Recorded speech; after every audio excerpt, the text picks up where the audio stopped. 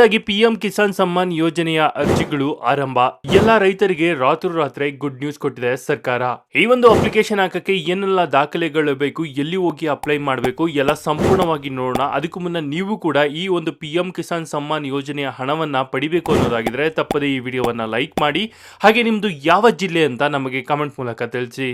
Good news good news good news. ಇಡೀ ಕರ್ನಾಟಕದ ಎಲ್ಲ ರೈತರಿಗೆ ಕೇಂದ್ರ ಸರ್ಕಾರದಿಂದ ಗುಡ್ ನ್ಯೂಸ್.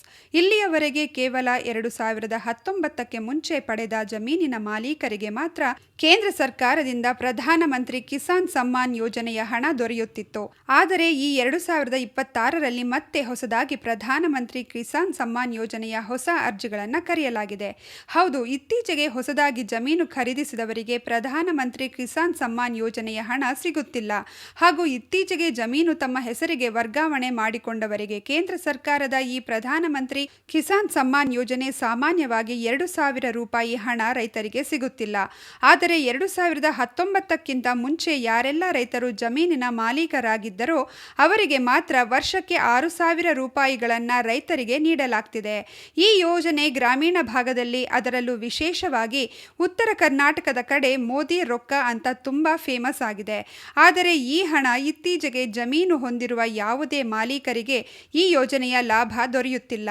ಆದರೆ ಈಗ ಇದೇ 2026ರಲ್ಲಿ ರೈತರಿಂದ ಮತ್ತೆ ಹೊಸ ಅರ್ಜಿಗಳನ್ನು ಆರಂಭಿಸಲು ಕೇಂದ್ರ ಸರ್ಕಾರ ಈಗಾಗಲೇ ಅರ್ಜಿಗಳನ್ನು ಕರೆಯಲಾಗಿದೆ. ಇದಕ್ಕೆ ಈಗಾಗಲೇ ಕೊನೆಯ ದಿನಾಂಕವನ್ನು ಕೂಡ ನಿಗದಿಪಡಿಸಲಾಗಿದ್ದು, ಆಸಕ್ತ ಮತ್ತು ಅರ್ಹ ರೈತರು ಅರ್ಜಿಯನ್ನು ಸಲ್ಲಿಸುವ ಮೂಲಕ ಹೊಸದಾಗಿಯೇ ಪ್ರಧಾನಮಂತ್ರಿ ಕಿಸಾನ್ ಸಮ್ಮಾನ್ ಯೋಜನೆ ಅಡಿಯಲ್ಲಿ ವಾರ್ಷಿಕವಾಗಿ, ಅಂದರೆ ಪ್ರತಿ ವರ್ಷಕ್ಕೆ 6,000 ರೂಪಾಯಿಗಳನ್ನು ಕೇಂದ್ರ ಸರ್ಕಾರದಿಂದ ಪಡೆದುಕೊಳ್ಳಬಹುದಾಗಿದೆ. ಈಗಾಗಲೇ ಪ್ರತಿ 4 ತಿಂಗಳಿಗೊಮ್ಮೆ 2,000 ರೂಪಾಯಿ ಹಣ ಪಡೆದುಕೊಳ್ಳುತ್ತಿರುವ ರೈತರಿಗೆ ಹಣ ಜಮೆಯಾಗುತ್ತಿತ್ತು. ಅವರು ಮತ್ತೊಮ್ಮೆ ಅರ್ಜಿ ಹಾಕುವ ಅವಶ್ಯಕತೆ ಇಲ್ಲ. ಆದರೆ 2019ರ ನಂತರ ಈ 2026ರವರೆಗೆ ಯಾವೆಲ್ಲ ರೈತರು ತಮ್ಮ ಹೆಸರುಗಳಿಗೆ ಜಮೀನಾಗಿದೆಯೋ ಅಂತಹ ಎಲ್ಲ ರೈತರಿಗೆ ಈಗ ಮತ್ತೆ ಹೊಸ ಅರ್ಜಿಗಳನ್ನು ಕೇಂದ್ರ ಸರ್ಕಾರದಿಂದ ಕರೆಯಲಾಗಿದ್ದು, ರೈತರು ಅರ್ಜಿಯನ್ನು ಸಲ್ಲಿಸಿ ಪ್ರಧಾನಮಂತ್ರಿ ಕಿಸಾನ್ ಸಮ್ಮಾನ್ ಯೋಜನೆಯ ಲಾಭವನ್ನು ಪಡೆದುಕೊಳ್ಳಬಹುದಾಗಿದೆ. ಬನ್ನಿ ಹಾಗಿದ್ರೆ 2019ರ ನಂತರ ಇವತ್ತಿನ 2026ರ ಜುಲೈ ತಿಂಗಳಿನವರೆಗೆ ರೈತರು ತಮ್ಮ ಹೆಸರಿಗೆ ಜಮೀನು ಮಾಡಿಕೊಂಡಿದ್ದು, ಇವತ್ತಿನವರೆಗೂ ಪ್ರಧಾನಮಂತ್ರಿ ಕಿಸಾನ್ ಸಮ್ಮಾನ್ ಯೋಜನೆಯ ಹಣ ಪಡೆದುಕೊಳ್ಳದೇ ಇದ್ದರೆ ಅರ್ಜಿಯನ್ನು ಎಲ್ಲಿ ಸಲ್ಲಿಸಬೇಕು, ಹೇಗೆ ಸಲ್ಲಿಸಬೇಕು, ಅಗತ್ಯವಾಗಿ ಬೇಕಾಗುವ ದಾಖಲೆಗಳು ಏನೇನು, ಎಂತಹ ರೈತರು ಈ ಹೊಸ ಯೋಜನೆಗೆ ಅರ್ಜಿ ಸಲ್ಲಿಸಲು ಅರ್ಹರು, ಯಾವೆಲ್ಲ ರೈತರಿಗೆ ಮಾತ್ರ ಅರ್ಜಿ ಸಲ್ಲಿಸಲು ಬರುತ್ತದೆ, ಹಾಗೂ ಅರ್ಜಿ ಸಲ್ಲಿಸಿದ ನಂತರ ಇವರಿಗೆ ಯಾವ ಹಣ ಸಿಗುತ್ತದೆ ಎಂಬ ಈ ಎಲ್ಲ ಸಂಪೂರ್ಣ ಮಾಹಿತಿಯನ್ನು ತಿಳಿದುಕೊಳ್ಳಲು ತಪ್ಪದೆ ಈ ವಿಡಿಯೋಗೆ ಒಂದು ಲೈಕ್ ಮಾಡಿ. ಈಗ ಈ 2026ರಲ್ಲಿ ಪ್ರಧಾನಮಂತ್ರಿ ಕಿಸಾನ್ ಸಮ್ಮಾನ್ ಯೋಜನೆಯ ಹೊಸ ಅರ್ಜಿ ಸಲ್ಲಿಸಲು ಬಯಸುವ ರೈತರು ನೀವಾಗಿದ್ರೆ ತಪ್ಪದೆ ವಿಡಿಯೋವನ್ನ ಕೊನೆವರೆಗೂ ನೋಡಿ. ಪ್ರಧಾನಮಂತ್ರಿ ಕಿಸಾನ್ ಸಮ್ಮಾನ್ ವಿಧಿ ಯೋಜನೆಯಡಿ ಹೊಸ ಅರ್ಜಿಗಳನ್ನು ಸಲ್ಲಿಸಲು ಅವಕಾಶ ಕಲ್ಪಿಸಲಾಗಿದೆ. ಇತ್ತೀಚೆಗೆ ತಮ್ಮ ಹೆಸರಿಗೆ ಕೃಷಿ ಜಮೀನು ವರ್ಗಾವಣೆಯಾಗಿರುವ ರೈತರು ಈಗ ಯೋಜನೆಗೆ ನೋಂದಣಿ ಮಾಡಿಕೊಂಡು ಕೇಂದ್ರ ಸರ್ಕಾರ ನೀಡುವ ವಾರ್ಷಿಕ ಆರ್ಥಿಕ ನೆರವಿನ ಪ್ರಯೋಜನ ಪಡೆಯಬಹುದು.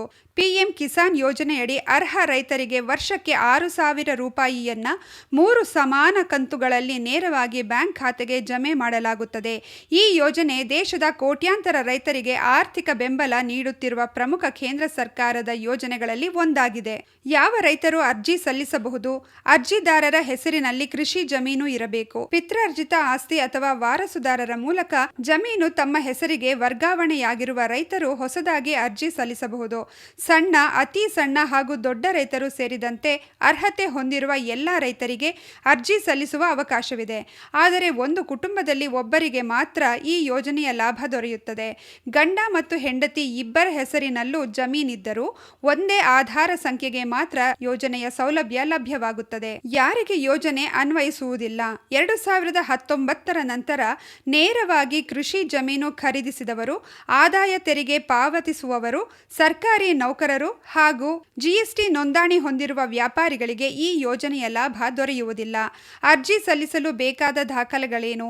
ಅರ್ಜಿ ಸಲ್ಲಿಸುವಾಗ ಆಧಾರ್ ಕಾರ್ಡ್, ಬ್ಯಾಂಕ್ ಪಾಸ್ಬುಕ್, ಜಮೀನಿನ ಪಹಣಿ ಅಥವಾ ಆರ್ಟಿಸಿ ಹಾಗೂ ಚಾಲ್ತಿಯಲ್ಲಿರುವ ಮೊಬೈಲ್ ಸಂಖ್ಯೆಯನ್ನು ಹೊಂದಿರಬೇಕು.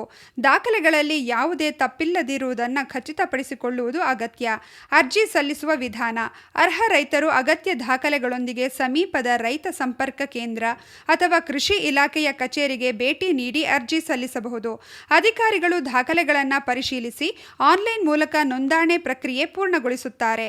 ಅರ್ಜಿ ಸ್ಥಿತಿ ಪರಿಶೀಲಿಸುವುದು ಹೇಗೆ? ಅರ್ಜಿ ಸಲ್ಲಿಸಿದ ಬಳಿಕ ಪಿಎಂ ಕಿಸಾನ್ ಅಧಿಕೃತ ವೆಬ್ಸೈಟ್ನಲ್ಲಿ ನೌ ಯುವರ್ ಸ್ಟೇಟಸ್ ಅಥವಾ ಬೆನಿಫಿಷಿಯರಿ ಸ್ಟೇಟಸ್ ಆಯ್ಕೆಯನ್ನು ಬಳಸಿಕೊಂಡು ಪಿಎಂ ಕಿಸಾನ್ ಐಡಿ ಅಥವಾ ಆಧಾರ್ ಸಂಖ್ಯೆಯ ಮೂಲಕ ಅರ್ಜಿಯ ಸ್ಥಿತಿಯನ್ನು ಪರಿಶೀಲಿಸಬಹುದು.